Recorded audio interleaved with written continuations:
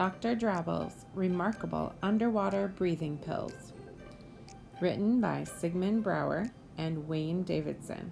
Illustrated by Bill Bell.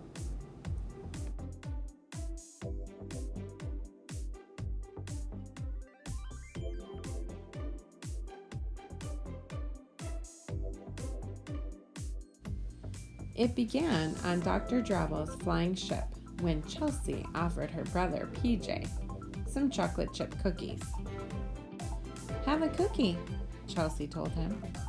PJ saw the cookies were burned. "No thanks," he said. "Eat one," Chelsea said, "or my feelings will be hurt. I would feel bad if I had to push them down your throat."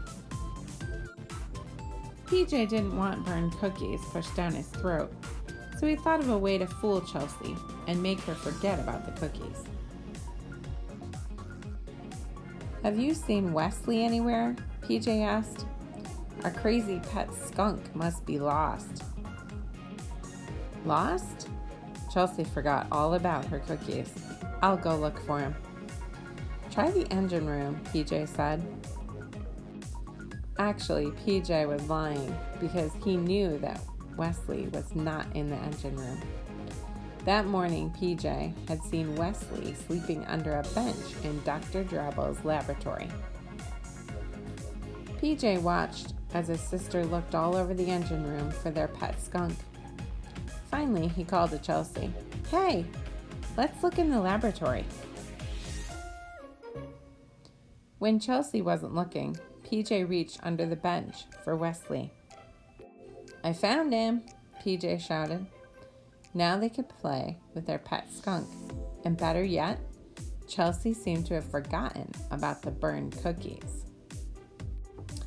Chelsea hugged her brother. "I'm so glad you found him, PJ. I'm going to reward you with cookies." But, PJ tried to think of something else to save him from eating one of her burned cookies. Suddenly, the kids heard someone shouting from the ship's deck. It was Arnie Clodbuckle. He didn't like it when Dr. Drabble tried to push him into the ocean. "No!" Arnie cried. "I can't swim!" "You're my assistant," Dr. Drabble said. "You have to try out my new invention." "What new invention?" Chelsea and PJ asked. "Remarkable Underwater Breathing Pills," Dr. Drabble said. "They let you breathe underwater and talk to fish." "We'll try them," PJ offered. "Can we take Wesley too?" Chelsea asked. "Okay, you may go, but promise not to go into the deep water," Dr. Drabble said. Soon they were having a great time swimming near the ship. The reefs around them were filled with all kinds of fish. "Look at that big rainbow-colored fish," Chelsea shouted to PJ. The fish heard Chelsea shouting. "You are the ugliest fish I ever saw," the grumpy fish said to Chelsea in a grumpy voice. "Go away and take that other ugly fish with you."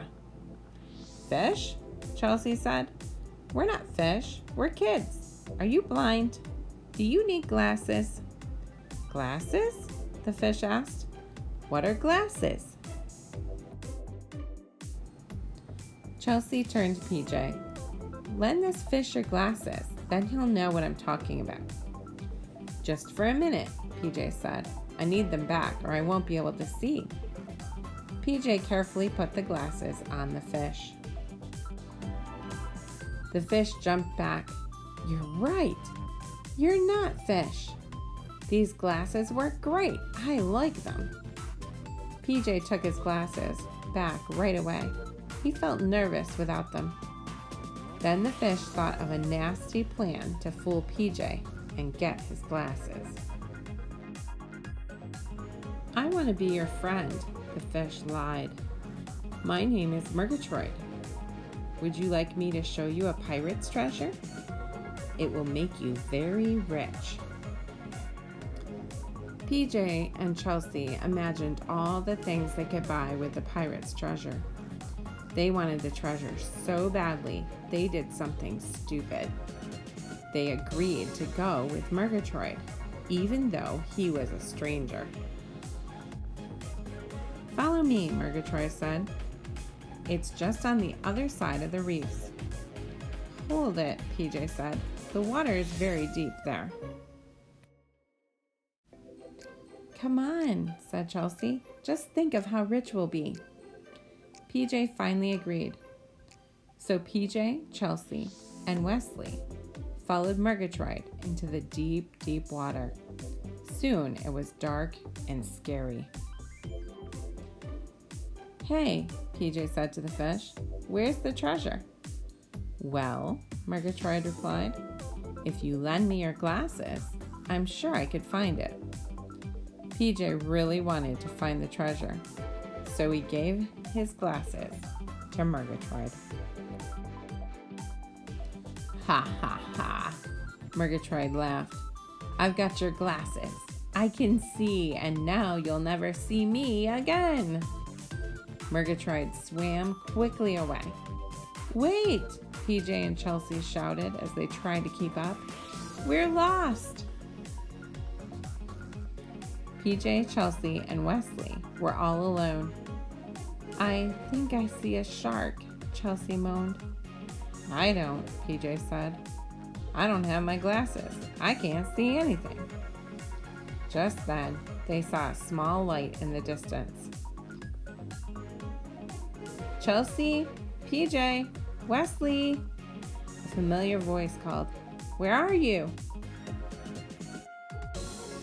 "Dad," PJ and Chelsea shouted and waved.